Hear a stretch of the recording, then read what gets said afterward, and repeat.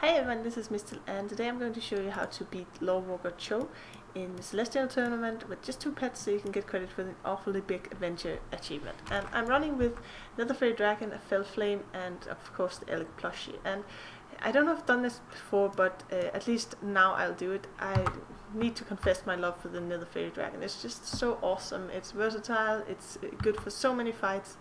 And in this fight in particular, it's just amazing. Look at this. I did a Moonfire, and then I did 2 Arcane Blasts, and that completely annihilated, what's his name? Wisdom. And now he's bringing in Patience. I'm at pretty low health, so it looks a little bit dangerous for me, but I press Life Exchange, and look at this. Full health and Patience at 1400. It's just completely badass. And of course he hits me with the cleanup ability, which isn't too awesome because I still have stacks of bleeding and also the wild magic on me, so he will take some damage on the back line, but still, I mean, that it's just so cool what you can do with another fairy dragon in the right settings.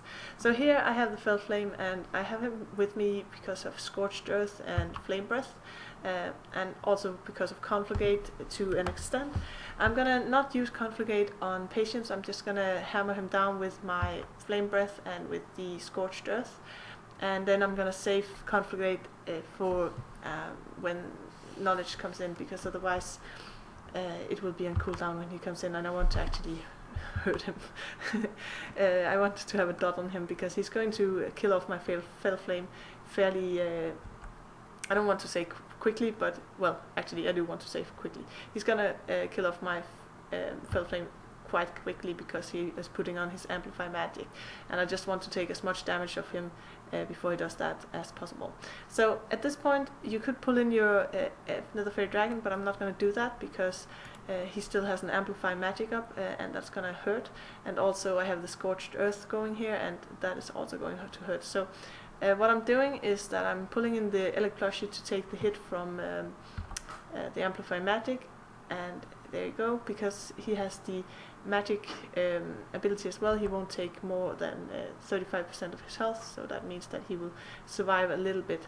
And then I pull in my Nether Fairy Dragon, and at this point you want to check how much damage knowledge has left. If he has a lot of, or not damage, health, if he has a lot of health, you can do a life exchange just to, you know, get some extra health on the Nether Fairy Dragon. But at this point, because he has so low health and he still has the dot from Flame Breath up, and there's still Scorched Earth dealing damage as well, you just want to do an Arcane Blast on him, and that should kill him off at the same time as the 2 dots ticking. And he was also doing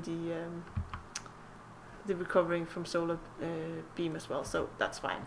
At this point you should be able to kill him off, and as you can see, well, that's basically how you do it. But you might also be a little bit unlucky and you get a crit, he gets a crit in on you, and then you'll have to redo the fight.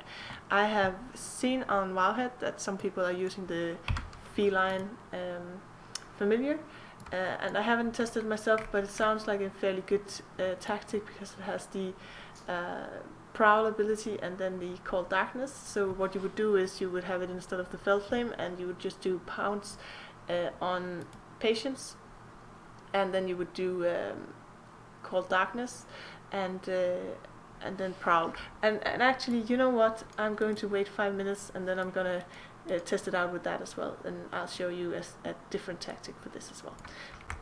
Hi again, I'm back in this Celestial Tournament, and this time I have my feline familiar with me. It's still going with the Nether Fairy Dragon, and everything's like before. So I'm just gonna do the exact same thing I did in the previous fight with the Nether Fairy Dragon, doing Moonfire and then continuing with Arcane Blast ×2. So just doing that Arcane Blast, and I was lucky and got a crit there as well, but it doesn't really matter because he would have died anyway, killed off Wisdom anyway, so doesn't really matter with the crits or not crits from your side here. Gonna do my life exchange, and I'm gonna do Arcane Blast until the Nether Fairy Dragon actually dies, which is probably going to be pretty quickly because Patience is a mean bastard and he's bleeding, the poor thing. I think it's better to just go with Arcane Blast and not do Moonfire, because, well, you're building up your strength with the Arcane Blast, and well, Moonfire is going to help him heal regardless. But yeah, I think you just have to, you know, do Arcane Blast, and that should probably be the best option. So here the deal, I think, is to make sure that your feline familiar has a good amount of health left when he gets, because he has to take 1 hit from knowledge, I think. So you do a prowl here while knowledge is casting his amplify magic, and then you have to take the next hit. So I'm hoping I'll survive this. I did, and you get Call Darkness here with the extra damage from prowl and the extra damage from the beast ability, and you actually one-shot knowledge, which was pretty awesome. This tactic requires a little bit of, you know, tough skin, because you're gonna be at really really low health with the feline familiar, but it seems to actually be working really well. So now you have 2 options: either go with the Fell Flame or go with the feline familiar. So depending on what you have leveled and what you have available to you, that should make it a little bit easier for you to actually get the achievement point for this. As long as you have another fairy dragon, which is awesome, you should be grand. And then of course one of those 2. And let's just have a look. Lorewalker Cho. I'm getting closer and closer to my trunks here. So yeah, that's about it for me today. That was 2 tactics that you can use to beat Lorewalker Cho in the Celestial Tournament to get credit for the An Awfully Big Adventure achievement.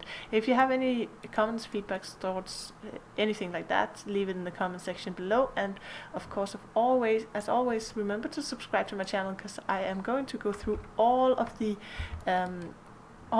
achievements that you need for the achievement, and after that there's going to be a lot more videos. I have a lot of ideas and things lined up, so stay with me on the channel, and until next time, bye bye.